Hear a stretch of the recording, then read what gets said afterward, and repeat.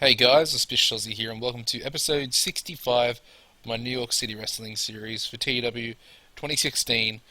This is Shamrock Showdown, and it is going to be a pretty good show, I believe. We've got one new signing for you guys. He's already debuted on the Monday night main event shows, but it will be the first time you guys have seen him. He's 24 years old. He's alright. He's something a little bit different, and I kind of like that. He's also a heel. He's going to be a jobber for a while. We're going to try and find him a tag team to be a part of.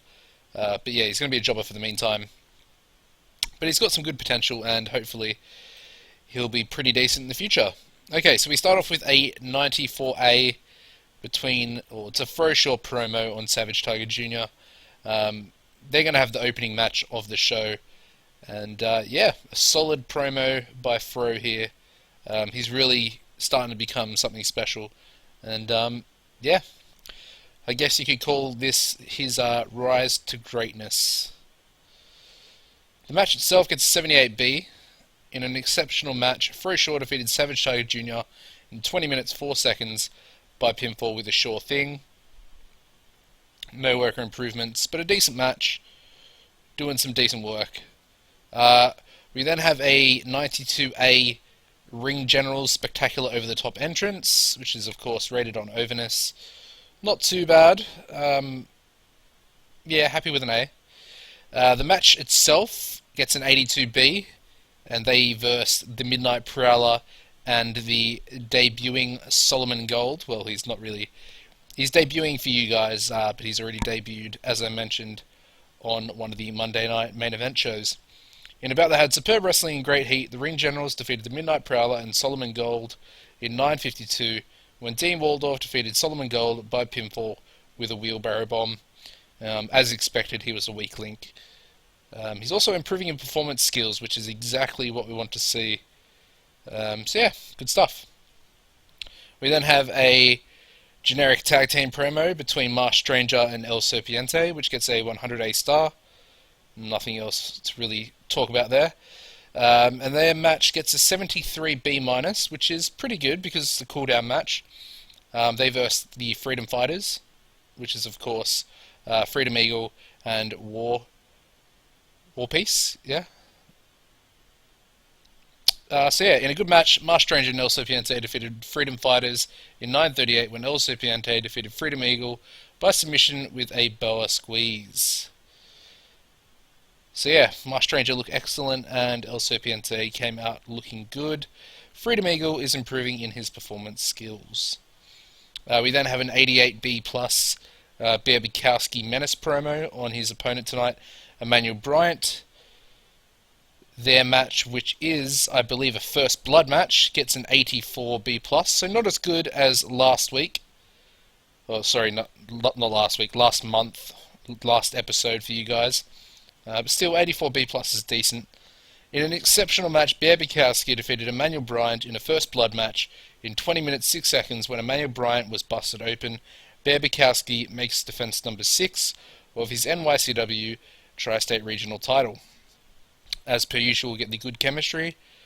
And yeah, Bear Bukowski is improving in performance skills as well, which is awesome to see.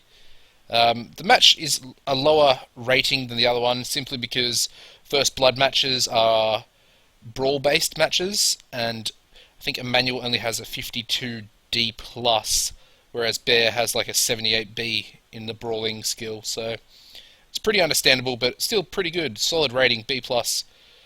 We then go into a 92A rated promo by El Mitico, cutting a backstage promo before his match tonight, which is against Charger Siaki. And the match itself gets an 82B, which is really good. I've got big plans for Charger Siaki. We're actually trying to sign someone at the moment, and they're going to become a pretty dominant heel tag team, which will be awesome. So yeah, get excited for that. But anyway, in an exceptional match, El Mitico Jr. defeated Charger Siaki in 10:22 by pinfall with a German suplex. Awesome. Nice little win there for El Mitico, and a very, very solid performance for Siaki.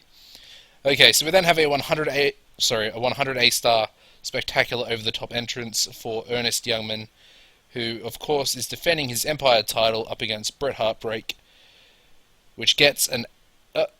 Uh, that's pretty, it's pretty disappointing. I'm not gonna lie. 80B for the main event. Yeah, that's not great. The match definitely should have been shorter. I should have realised, clocked onto that. That's my bad.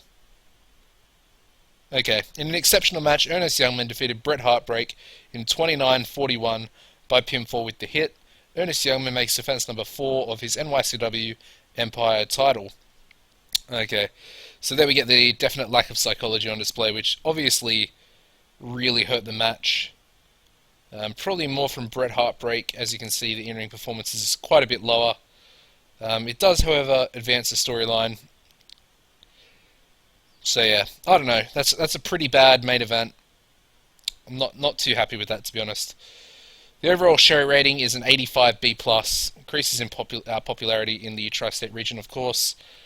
Who should we give our credit to? Our praise to? I think Bear Bukowski, only because he's got morale issues, and well, he was actually the best performer of the whole show, so we'll give him a hug. And then I think we'll go El Mitico and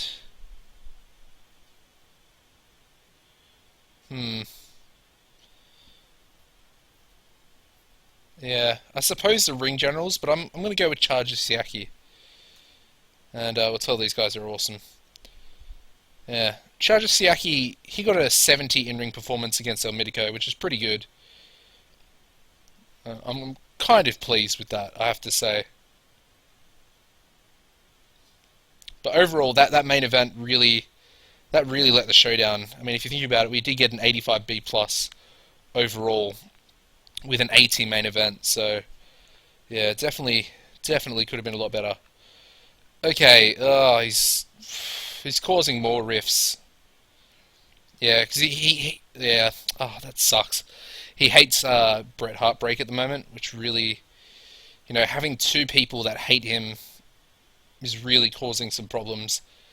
So Raven Nightfall now has a simmering tension with Bret Heartbreak, which, yeah, sucks. Emmanuel Bryant thinks Savage Tiger is a natural talker. He's worth giving promo time to. And Shamrock Showdown is now an above-average event with the rise in importance, which is awesome. We've also broken back over the 2 million mark. Of course, we lost all that money with our dojo that we purchased a few episodes ago.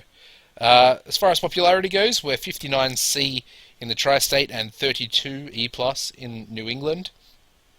31 importance in New England and 57 C- in the tri-state, which is good to see. Okay. First of all, let me just give $200 to Gary the Entertainer, who we should probably just let go of, to be honest. I mean, he's pretty good, but the top row is just not great.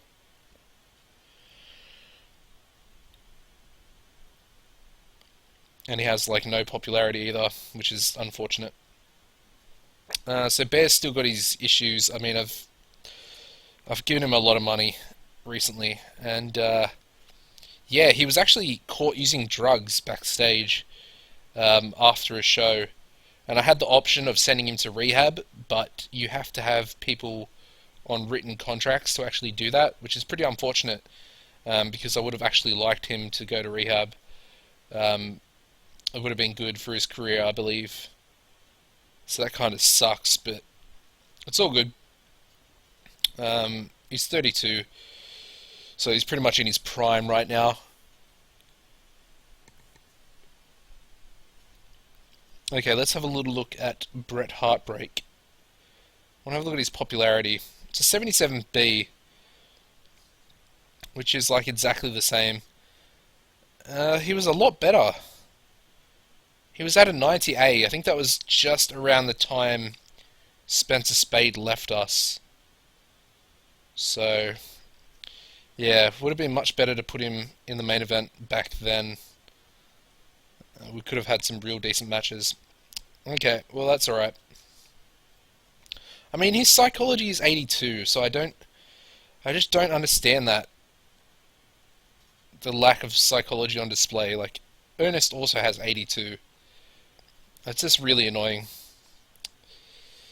that like they can't have a 30-minute match between them called in the ring. It just sucks. Oh well. So yeah, not much else to really go over. Of course, Ross Henry's still out with his broken arm, I think it was.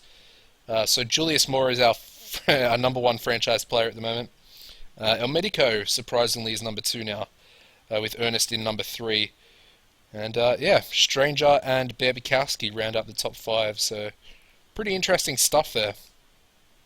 Next big things, nothing too much. Hot prospects, we've got Froshaw there, who, like I said, is coming on leaps and bounds. He's really starting to look like solid. He's definitely a future champion.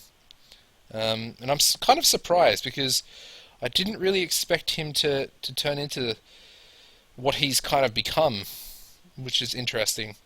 He was like a fairly dominant jobber early on in his NYCW career, so full credit to him. He's done well. Talk the Talk, he's also there, number five, which is good to see. Showstop, oh that was Showstoppers. Talk the Talk, he's number four, sorry. So he's on a few of these lists. Ring Generals, I don't think that's really changed. Who's hot? I mean, doesn't really matter. It's all the guys that are in storylines or that get constant pushes.